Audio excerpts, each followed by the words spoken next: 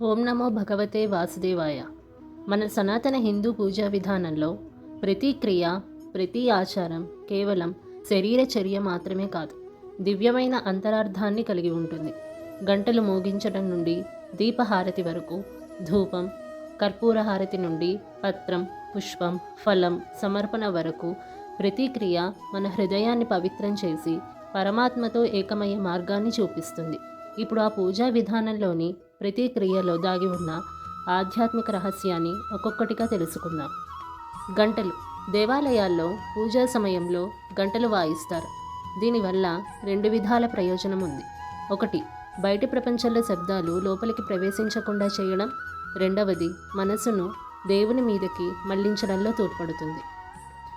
దీపహారతి. దీపాన్ని వెలిగించి దేవుని విగ్రహం ముందు తిప్పడం. దీనిలోని అంతరార్థం ఏమిటంటే దైవాన్ని జ్యోతి స్వరూపంగా భావించడం.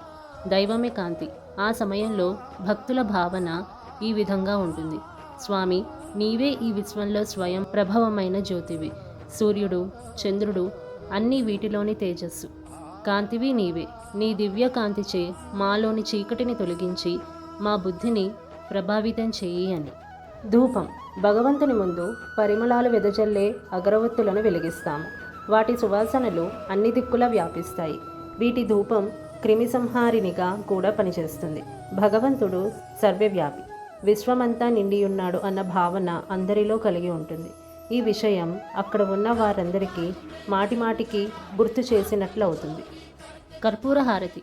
వ్యక్తిగతమైన అహంకారము కర్పూరము వల్లే కరిగిపోవాలని ఈ హారతిలోని అంతరార్థం. ఈ విధంగా జీవాత్మ పరమాత్మతో ఐక్యం కావాలని భక్తులు కోరుకుంటారు. గంధపు సేవ.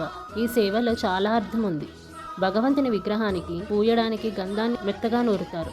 అంత శ్రమకు లోనైనప్పటికీ గంధం ఓర్పుతో సహించి మంచి పరిమళాన్ని వెదజల్లి ఆహ్లాదం కలిగిస్తుంది. ఈ విధంగానే ఎన్ని కష్టాలకు లోనైనప్పటికీ భక్తుడు చలించక కష్టాలను చిరునవ్వుతో స్వీకరించాలి. ఎటువంటి పరిస్థితుల్లోనూ శత్రువుకైనా అపకారం తలపెట్టకూడదు. ఇదే ఈ గంధ సేవలో అంతరార్థం. పూజ.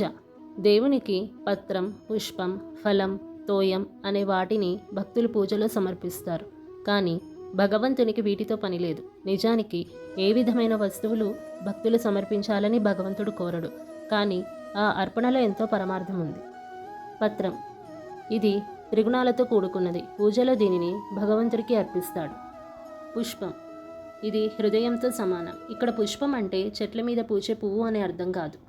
సుగంధ పరిమళాలను వెదజల్లే హృదయ కుసుమం అని అర్థం. ఇటువంటి హృదయ కుసుమాన్ని దైవపరంగా అర్పించాలి. తోయం. భగవంతునికి అర్పించవలసిన నీరు అంటే మనలోని హృదయపూర్వకమైన ప్రేమ, ఆనందం మొదలైన దివ్య భావాల వల్ల వెలువడే ఆనంద భాష్పాలు దైవానికే అర్పితం కావాలి. కొబ్బరికాయలు. హృదయం అనే కొబ్బరికాయ కోరికలు అనే పీచుతో కప్పబడి ఉంటుంది. దానిలో ఉండే నీరు సంస్కారం. కోరికలు అనే పీచును హృదయం అనే కొబ్బరికాయ నుంచి వేరు చేసి తీయనైన కొబ్బరిని భగవంతునికి అర్పితం చేయాలి. అదే నిజమైన నివేదన.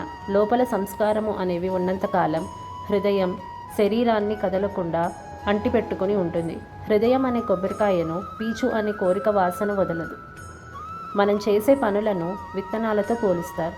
మంచి విత్తనం వేస్తే మంచి మొక్క ఎట్లా మొలుస్తుందో, మంచి పనులు చేస్తే మంచి ఫలితాలు లభిస్తాయి. నమస్కారం. చేతులు జోడించగానే 10 వేళ్లు కలిసి ఉంటాయి. ఈ 10 వేళ్లు 10 ఇంద్రియములకు గుర్తు. ఇందులో కర్మేంద్రియ, జ్ఞానేంద్రియములను హృదయంలోని పరమాత్మకు కైంకర్యము చేయుచున్నాను అని చేతులు జోడించుటయే నమస్కారములోని అంతరార్థము. ప్రదక్షిణము. ముల్లోకములన్నీ భగవంతుని స్వరూపముతో నిండి ఉన్నాయి. ఆ భగవంతుని సగుణాకారమైన విగ్రహమును గాని లింగమును గాని ప్రదక్షిణము చేయటం వల్ల ముల్లోకములు చుట్టి సర్వదేవతలకు నమస్కారములు చేసిన ఫలితము ఉంటుంది. అందుకే ప్రదక్షిణము పూజాంగములలో ఒకటిగా చేర్చారు.